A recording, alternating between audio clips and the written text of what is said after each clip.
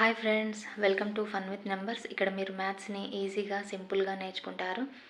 Okay, ఇవాళ మనము కొన్ని మల్టిప్లికేషన్ ట్రిక్స్ అనేవి చూద్దాం.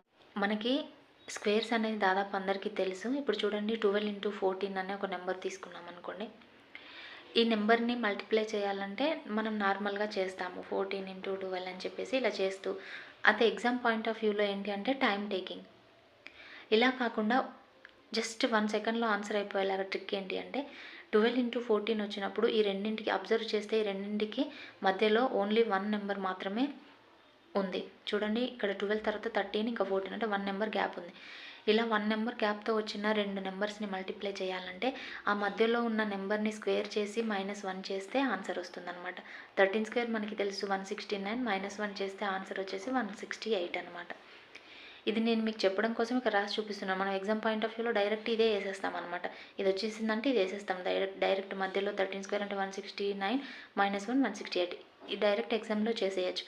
మీకు ఎక్స్ప్లెనేషన్ కాబట్టి ఇలా చెప్తున్నాను నేను. ఇక్కడ చూడండి, 16 × 18 అనే ఒక నెంబర్ ఉంది. మధ్యలో ఉన్న నెంబర్ 17² -1.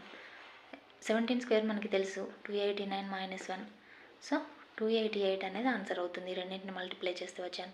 కావాలంటే చెక్ చేద్దాం. 14 ఇంకా 12ని చూస్తే 12 4s 48, 12 1s 12 + 4 16. చూడండి, 168 వచ్చేసింది కదా. ఇలా అన్నమాట. ఎనీ నెంబర్ మీరు ఏదైనా తీసుకోండి. చూడండి, 22 × 24 చూడండి. మధ్యలో 23² -1. 23² మనందరికీ తెలుసు 529. ఓకే, -1 528 అనేది ఆన్సర్ అవుతుంది. మనకి స్క్వేర్స్ ఎలాగో వచ్చి ఉంటాయి కదా, చాలా వరకు నోటెడ్ అయి ఉండాలి కంపల్సరీ స్క్వేర్స్ అయితే. ఎందుకంటే మనం స్క్వేర్స్ ప్రతిసారి చేయలేము. ఏవైనా పెద్ద పెద్ద స్క్వేర్స్ వస్తే మాత్రం అవి ఎలా కనుక్కోవాలనేది నేను అది కూడా చెప్తాను మెథడ్. కానీ దాదాపు అయితే మినిమం 30 స్క్వేర్స్ కంపల్సరీ నోటెడ్ ఉండాలి అందరికీ. ఓకే, ఇదేం పెద్ద ట్రిక్ కాదు, మీరు ట్రిక్ లాగా గుర్తుపెట్టుకోవాల్సిన అవసరం లేదు. అది కూడా ఒక ఫార్ములా బేస్డే. అది ఎలా వచ్చిందో కూడా చెప్తాను. ఇక్కడ చూడండి, 26 × 28 ఉందనుకోండి. మధ్యలో 27² -1. ఎనీథింగ్ మధ్యలో ఒక నెంబర్ గ్యాప్ ఉన్నప్పుడు ఇలా అన్నమాట. 27² మనకి తెలుసు 729 కదా. 729 -1 అంటే 728 అనేది ఆన్సర్ అవుతుందన్నమాట. ప్రూఫ్ ఏం లేదండి.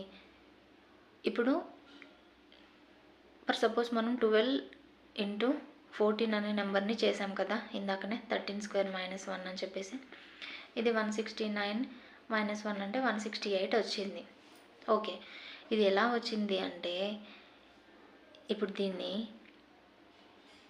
ఈ రెండింటిని మనం ఇవి ఏ ఫామ్లో ఉన్నాయండి అంటే ఈ 13 అనేదాన్ని మనం ఏం రాసామంటే 13 - 1, 13 + 1 అని రాసామన్నమాట. అంతే. అంటే 13 - 1 అంటే 12, 13 + 1 అంటే 14. ఆ రెండింటిని అంతే ఈ ఫామ్లోనే రాసాం. అంటే మనం ఈ రెండింటిని మల్టిప్లై చేస్తున్నాం అన్నమాట. అర్థమవుతుందా? 13 - 1 అంటే 12, 13 + 1 అంటే 14. 12 × 14నే మనం మల్టిప్లై చేస్తున్నాం. ఇప్పుడు చూడండి, ఇది ఏ ఫామ్లో ఉంది? n - 1 × n + 1 ఫామ్లో ఉంది కదా. అంటే ఏంటి? n² - 1² కదా. అంటే a + b × a - b అన్నమాట. అర్థమవుతుంది కదా. a + b × a - b అంటే ఏంటి? a² - b² కదా. ఈ ఫామ్లో ఉంది. 1ని ఎన్నిసార్లు స్క్వేర్ చేసినా 1 వస్తుంది కాబట్టి మనం n² - 1 అనేది దీని ఫార్ములా కింద చెప్పాము అంతే. అంటే ఇక్కడ ఏమొస్తుంది? 13² - 1 అనేది ఇక్కడ అందుకే చెప్పాను. ఎలా వచ్చింది ఇది అంటే ఇలా వచ్చిందనమాట. కన్ఫ్యూజన్ ఏం అవసరం లేదు. మీరు దీని మొత్తాన్ని గుర్తుపెట్టుకోకపోయినా జస్ట్ మధ్యలో ఏదైతే నెంబర్ ఉందో దాన్ని స్క్వేర్ చేసి అందులో నుండి ఒకటి సబ్ట్రాక్ట్ చేస్తే వచ్చేదే ఆ రెండింటి యొక్క మల్టిప్లికేషన్ అన్నమాట. ఓకే, కాకపోతే కొంతమందికి అది అలా ఎలా అని అంటే దానికి ప్రూఫ్ అన్నమాట. ఇది ఎలా వచ్చింది అంటే ఇలా ఈ 2 నెంబర్స్ని ఒకటి -1గా ఒకటి +1గా రాసాం అంతే. మనం ఏం మార్చలేదు దాన్ని అది a + b × a - b ఫామ్లో ఉంది కాబట్టి a² - b² ఫామ్లో ఉంది కాబట్టి ఇది అనమాట. ఇలా వచ్చింది అంతే. అర్థమవుతుంది కదండి. ఓకే, వీడియో కనుక మీకు నచ్చినట్లయితే ఒక లైక్ చేయండి. అలాగే కొత్తగా చూస్తున్న వాళ్ళు సబ్స్క్రైబ్ చేసుకోండి. ఇంకా మీ ఫ్రెండ్స్కి ఎవరికైనా షేర్ చేయండి. ఓకేనా.